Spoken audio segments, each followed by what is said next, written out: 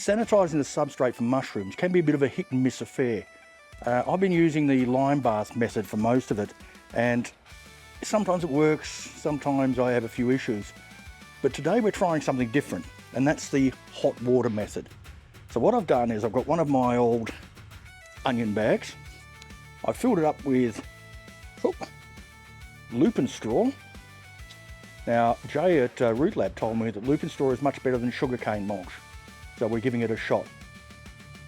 And all we have to do is, once we've filled the bag up, we drop it in our bin, and that's filled with hot tap water.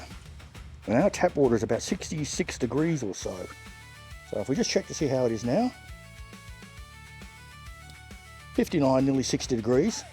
I've got a big pot of water boiling on the stove at the moment, which we'll add in. Then we'll fill this one up with water just to weight it down and keep it under there, under the hot water for about an hour and a half, 2 hours. But basically until it's cool enough to handle. I'll bring it up to my U-Butte fly screen door bench. We'll let it drain. Then we're going to put some oyster mushrooms in there. All right, let's get that boiling water. We have some water that's almost boiled. It's at 96 degrees. We're just going to use it to lift the temperature up a little bit. All right, that's more than enough water in there. Let's get our temperature gauge out and have a look. Beautiful, that's what we want. Around 80, around 85 degrees. By the time we mix all this up, it'll fall down to about 80 degrees, which is excellent.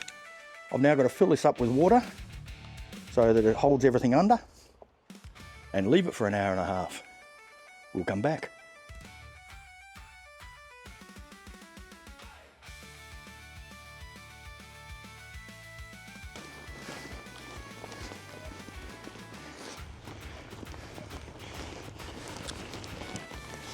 Just empty it out.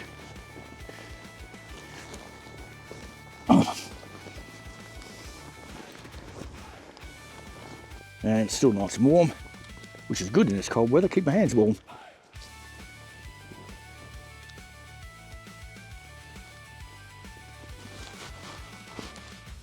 And there we go, that's had it.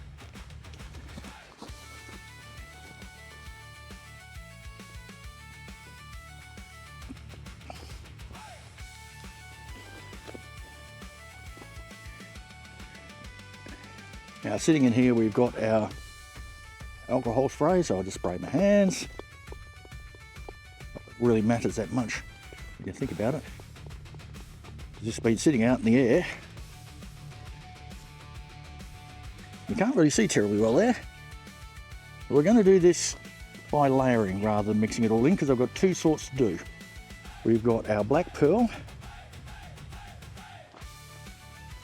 and we've got standard king oyster.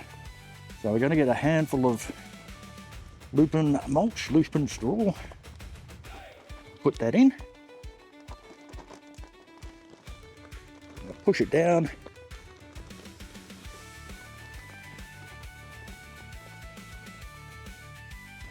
and now we're going to get a bit of rain spawn,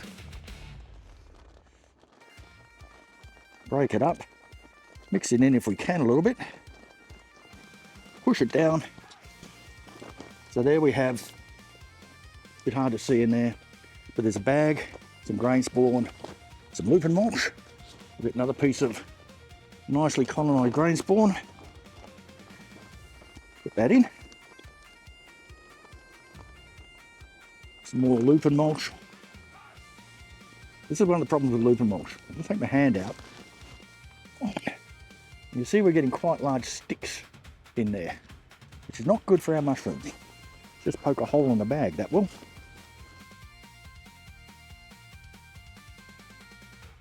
More big sticks. Going on for this Lupin straw. Sugarcane mulch appears much better. Texture wise anyway. Alright. That should do us for one bag.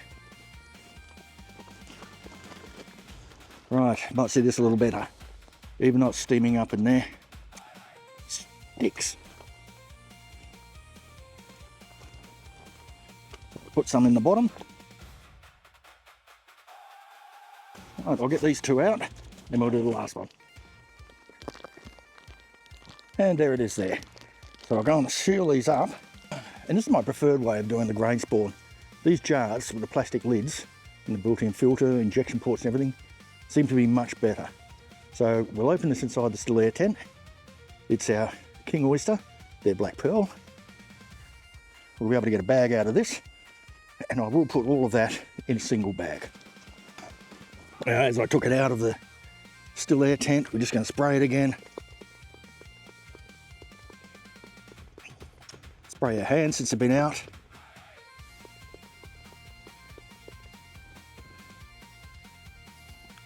And let's undo the lid. Right, opening it up.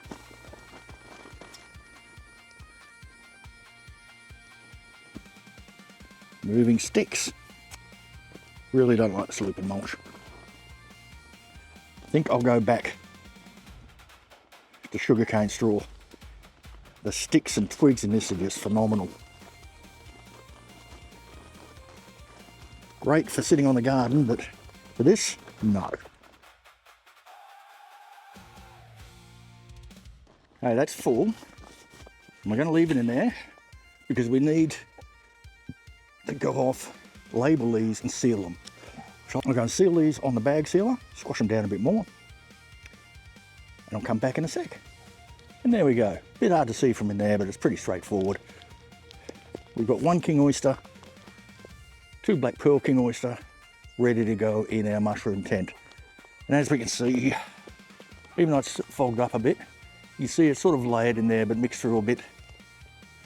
Should still propagate through nicely. Give it a few weeks. We'll open them up and see if they actually fruit or if they're contaminated, which I hope they're not.